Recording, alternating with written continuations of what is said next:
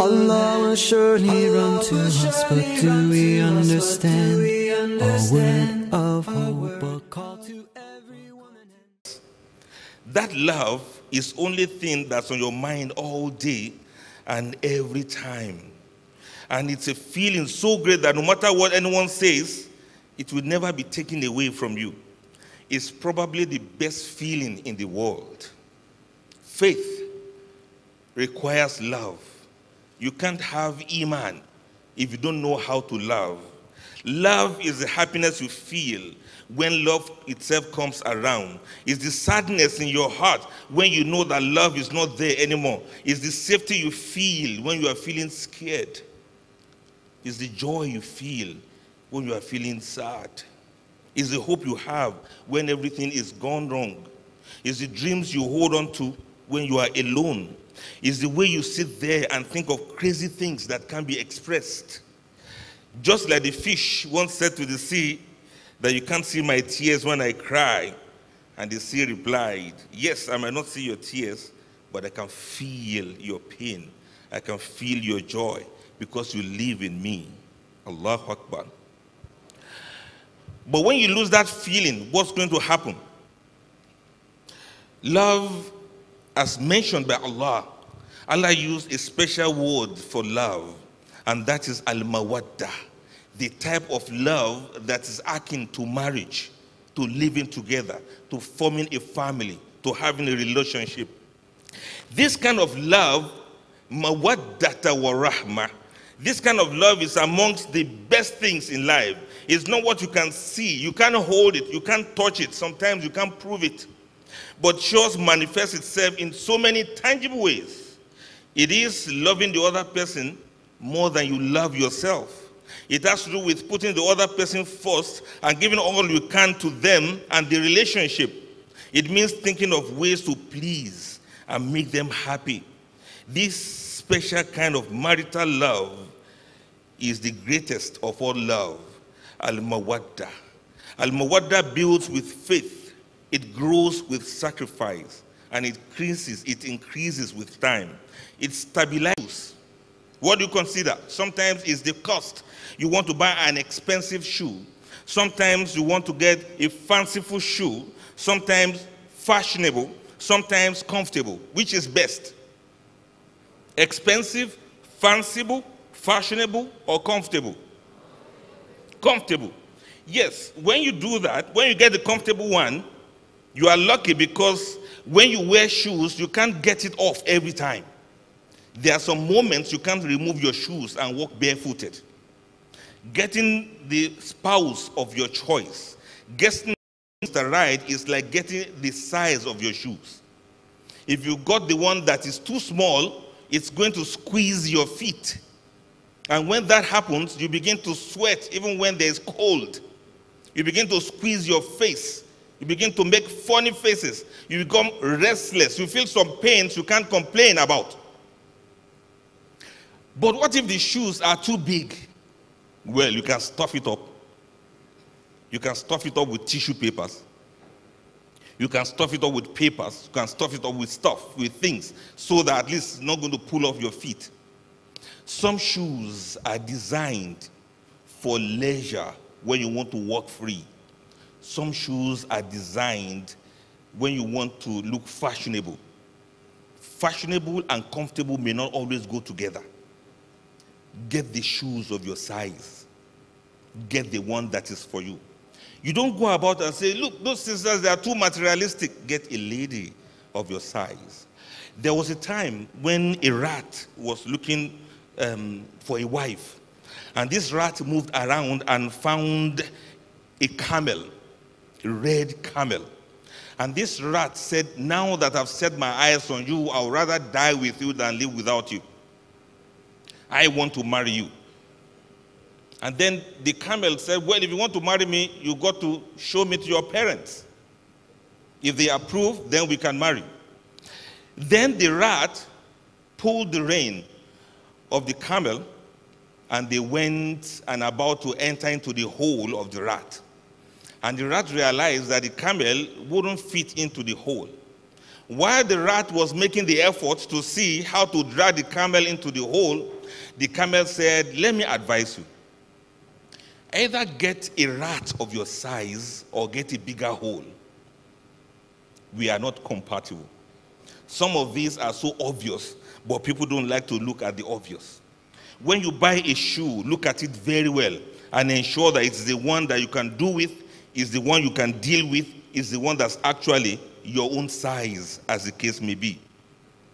Then step 2, readiness for marriage. Are you ready? If we're asked now, all single ladies should stand up, all single brothers should stand up, go ahead and marry yourselves. You see, it's not going to work. Are you really ready? Are you physically ready? Are you matured physically? Do you have mental maturity for marriage? Are you psychologically prepared for marriage? Are you ready to take up responsibilities as a man, as the leader? When Allah says, "Ar-rijal qawwamun 'ala nisa," men are the maintainers of women. Can you maintain yourself? Talk less of maintain a woman. As the leader, as the follower, are you ready to be a spender? Bima faddala ba'dahum 'ala ba'din wa bima anfaqu min amwalihim. Can you spend? Do you have something to spend? As a manager, can you manage? As a communicator, can you communicate? Can you speak women? It's a language on its own. And can you speak men? Have you learned how to speak men? These are exceptionally important. Well, do you have the freedom to get married? Have you freed yourself? Have you accepted yourself? Have you known that you are actually not perfect, but you are complete the way you are? Thirdly, what of the health considerations? Have you considered the health part of marriage? Physical health, matters of genotype, matters of being handicapped or being deaf or blind in one form or the other. The deaf community, who marries them? Have you considered them? The blind community, they also need to marry. It's not all about all of us here alone. I've looked around. I didn't see anybody walking in with walking stick. Did we say they shouldn't come? They are Muslims too. Why weren't they invited? He is doing this job because of those who may not hear what we say. But the ummah is much wider than that. Then, what of the mental health? I hope the person you want to marry is not a psychopath. Can a mad person marry? Can someone with Down syndrome marry? Can an autistic person marry? How will they get married? Are you going out with someone with the right aqidah? Are you trying to marry someone with the right perception of woman, the right perception of marriage, the right perception of life itself, the right perception of what it means to be a human being? Have you noticed some of the red flags that should make you to know that this is not the person you should marry? What are some of these red flags? You see, you've not married somebody yet, and is never talking about your future. He's never bothered, never concerned about what happens to you in your future. Are you trying to marry somebody who is petty, somebody who is shallow, somebody who is not deep, somebody who only discusses surface things? Red flag. If you found somebody already, does he share the same core values as you do? Does he have the same life goals like yours? What of his deen? How does he do it? Does he attend programs like you do? Or he has only come to the program to take you out and that's all? Somebody who is not disciplined with the opposite sex. Somebody who cannot look away when he sees ladies. Or ladies who cannot keep their mouth shut when they see men. Hey, tell me, what kind of a person puts password on his phone? What kind of a man does that? And what kind of a woman reads somebody's messages?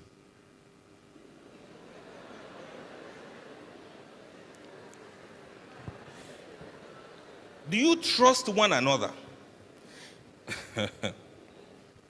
I'm just wondering. You've not married somebody, he's already slapping you. Anything you say, pwah.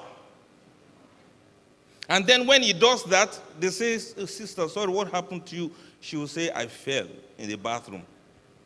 You are covering up for him. He's already beating you.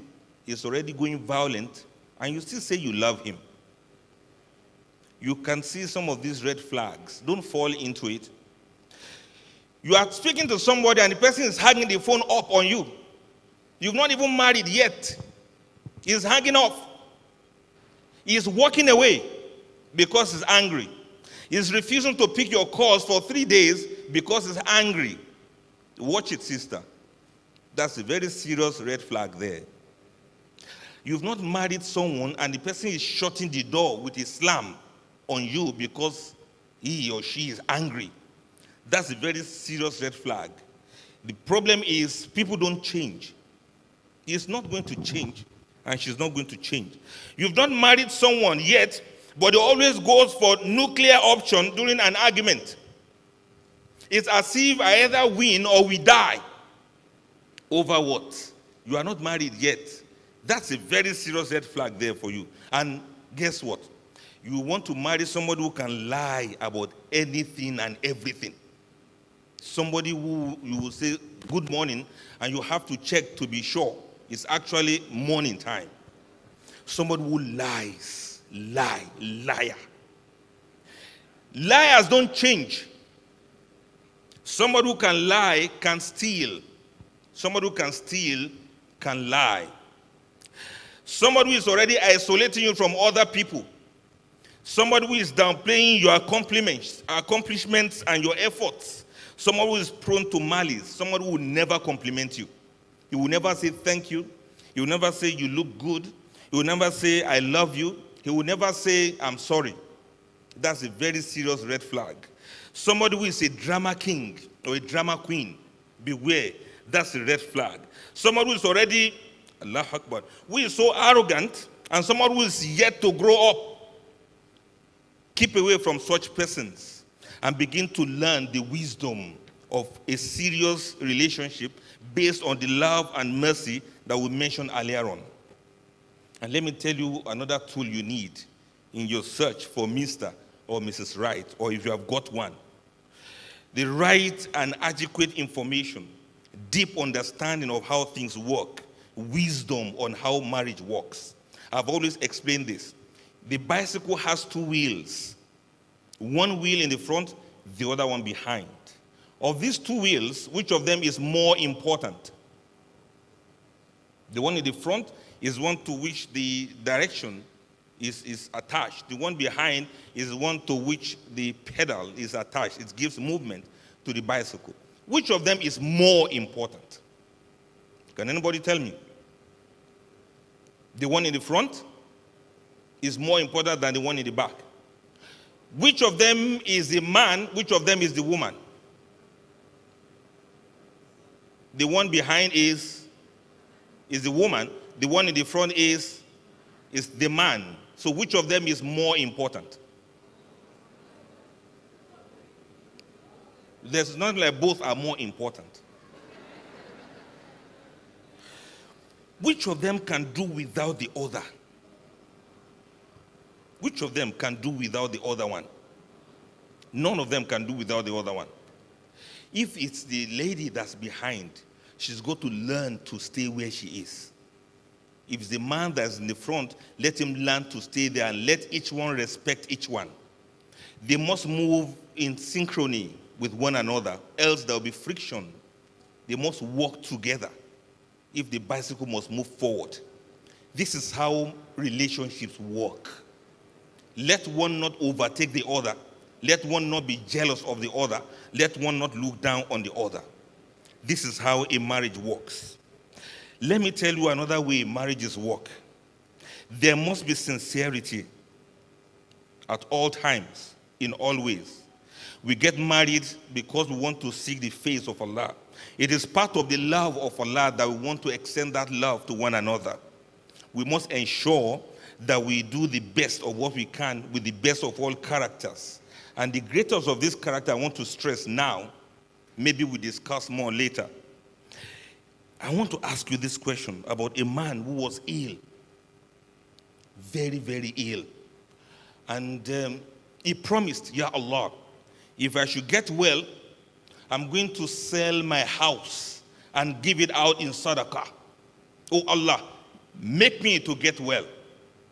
And after a long time of prayers, Allah made him to get well. He regained his health. And suddenly he remembered, I promised I was going to sell my house and give the proceeds out in sadaqah. On remembering that by the time he sells his house, he's going to become homeless. So he felt, what am I going to do about this matter? So he put out a bill, a signpost, a notice to say he's got a house for sale, but with one condition. You see, he had a cat in the house, and he wanted to sell both the cat and the house together so that the cat at least will not become homeless. Look at the nice man. So that the cat will not become homeless. Now he says, the house is 100 naira, but the cat is 100 million. Whoever buys the house must buy the cat alongside. Somebody will come, how can you sell a house for 100 naira? You say, that's what I want to sell it for. So let me have it. Say, no, you have to buy the cat alongside. I don't want my cat to become homeless. And so because of that, somebody eventually showed up and bought the cat and the house for 100 million, 100 naira. So he collected the money. You know, he promised. So he went out with 100 naira and gave it out in sadaqah and said, oh Allah, I've fulfilled my promise. What did he do wrong? Did he do anything wrong? What did he do wrong? Was he smart? Was he wise? Was he treacherous? Was he a 419er? I don't know what your judgment would be, but is that sincerity? Is that how to be sincere? Is that how to be kind? If anyone cannot establish sincerity in their lives, then marrying such a person is dangerous. May Almighty Allah have mercy on us. Work on your sincerities, brothers and sisters. May Almighty Allah continue to ease our tasks. May Allah forgive our sins. May Allah continue to guide us aright in all that we do. I wish I could enjoy speaking with you much more than this, but I'm afraid this is about the size of what time we have with ourselves for now. I thank you so very much for giving me the audience. I thank the organizers. I thank our sheikhs that are here. And I thank you for all of the hospitalities that I've received. There are consequences for these hospitalities that I've so much received. I might not leave. I might want to stay longer. But I thank you all the same, and I thank myself for thanking you. Assalamu alaikum wa rahmatullahi wa barakatuh. A whisper of peace moving through the land. Allah will surely run to